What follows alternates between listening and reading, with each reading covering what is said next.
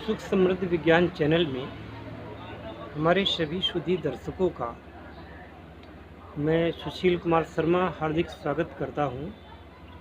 आज इस वीडियो में मैं बात करूंगा अलौकिक शक्तियों के रहस्य की। आप लोग सुना करते हैं अलौकिक शक्तियाँ ये क्या है?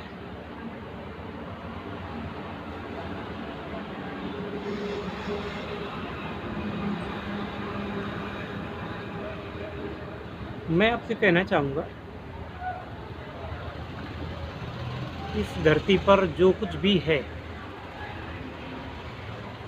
ये ब्रह्मांड में जो भी है, जहाँ तक मानव की पहुँच है वहाँ तक तो हम कह देते हैं कि मंगल ग्रह है, बृहस्पति ग्रह है, बुध ग्रह है, शनि ग्रह है, शुक्र ग्रह है, चंद्रमा है। ये भी तो लौकिक ही हैं, जो हमारी पहुंच में है तो लौकिक हुए।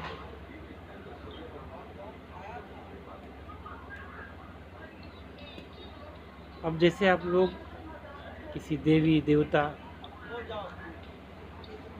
या भूत प्रेत इत्यादि के बारे में बात करते हैं, उसको आप लोग कह देते हैं कि यह है अलौकिक है।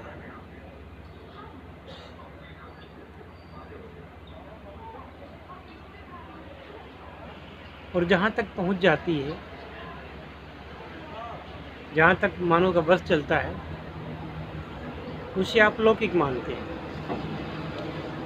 जैसे नासा चंद्रमा पर यान भेजती है, हमारे देश का भी चंद्रयान गया था, तो इसको अलौकिक शक्ति नहीं मानते।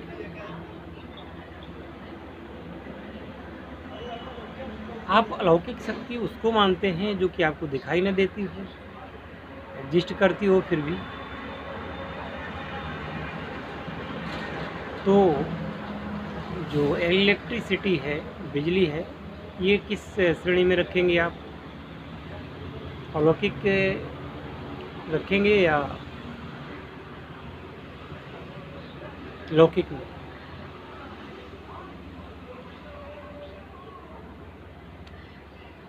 इसी प्रकार से वायरलेस मोबाइल है, कुछ भी तो नहीं दिखाई देता, फिर भी सब कुछ हो रहा है। कोई तार नहीं, कोई कनेक्शन नहीं, मोबाइल जेब में डाले घूम रहे हैं आप, सब कुछ उसमें आ रहा है, देख रहे हैं। कहे तो इसको भी अलौकिक शक्ति थे, लेकिन हमने नहीं कहा। आपको पता है ये विज्ञान की वजह से है। इसी प्रकार से मंदिर हुए, मूर्तियाँ हुई, मंत्र हुए, देवी देवता हुए, या दूसरी कोई अन्य यूनियन, चूँकि प्रत्यक्ष तौर पे आपको ये नहीं समझ में आता है, इसलिए आप इन शक्तियों को अलौकिक शक्ति समझ लेते हैं। जबकि मैं ये समझता हूँ कि ये सारे के सारे लौकिक शक्तियों के ही दायरे में आते हैं।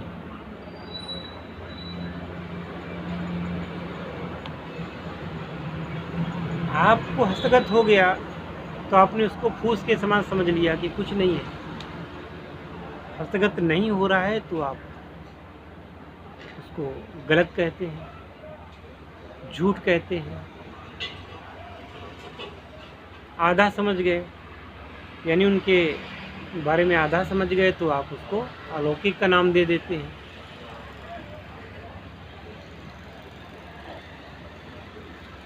तात्पर्य ये है, अलौकिक का तात्पर्य ये भी है, किसी जगह होते हुए किसी दूसरे आयाम में अगर कोई चीज़ है या कोई जीव है, वह अलौकिक हो गया। जैसे आपने फिल्मों में देखा होगा समय यात्रा,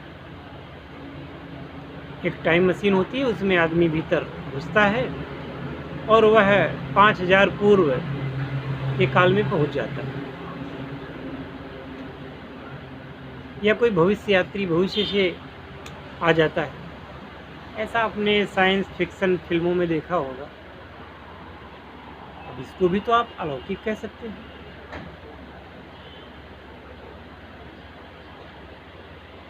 मेरी दृष्टि में अलौकिक वह है जो है दूसरे आयाम में है। जैसे कि कोई सिद्धगण है, रहते धरती पे ही हैं,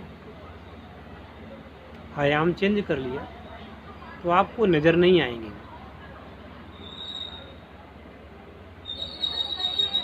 जब उनका मन होगा वो हमारे आयाम में आकर के हमको दर्शन दे सकते हैं। इसके बाद में वो ऐसे गायब हो जाते हैं कि आप उनको कहीं ढूंढ ही नहीं पाते। ऐसा भी होता है जब आप किसी देवी देवता की साधना करते हैं या किसी अन्य श्रेणी के इष्ट की साधना करते हैं, तो वह एक दूसरे आयाम में है, आपके आयाम में आकर के वो आपकी इच्छा पूर्ण करके चला जाता है। और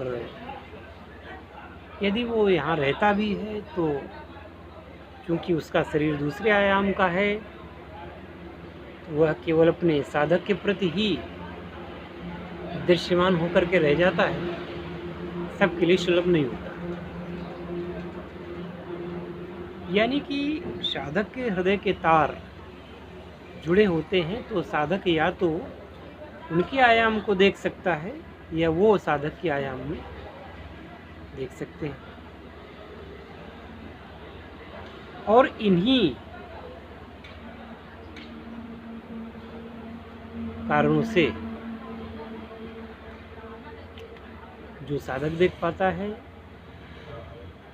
या कर पाता है, उसे लोग अलौकिक सत्ता का नाम दे देते हैं, क्योंकि उसको वो देख नहीं रहे होते हैं।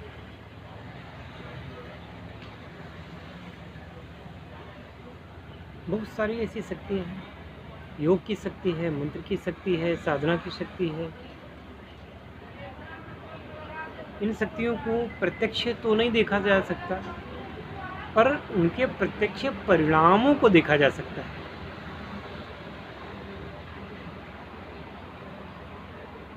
लौकिक जगत में साधना के द्वारा किए हुए जो परिणाम हैं, उनके द्वारा जो किया हुआ परिवर्तन है, अच्छा या बुरा, उसे मनुष्य देख पाता है।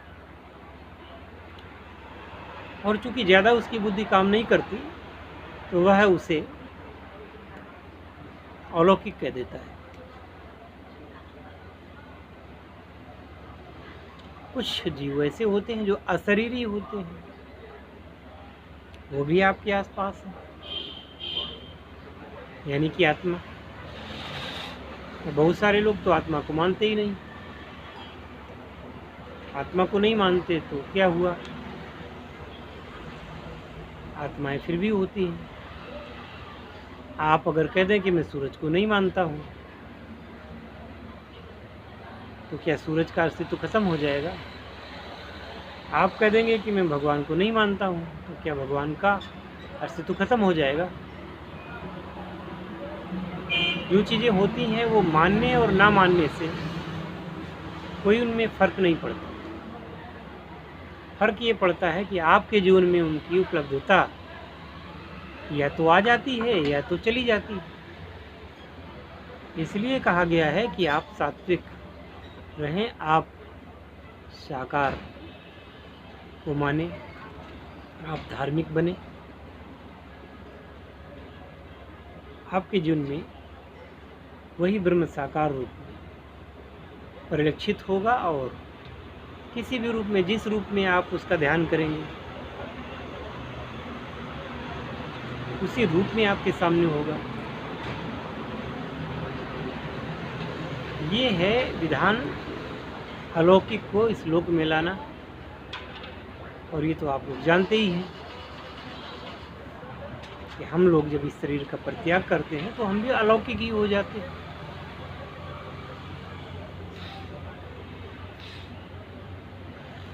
इस प्रकार से आप समझिए कि लौकिक और अलौकिक क्या है। अगले वीडियो में नए विषय पर चर्चा होगी। हर हर महादेव।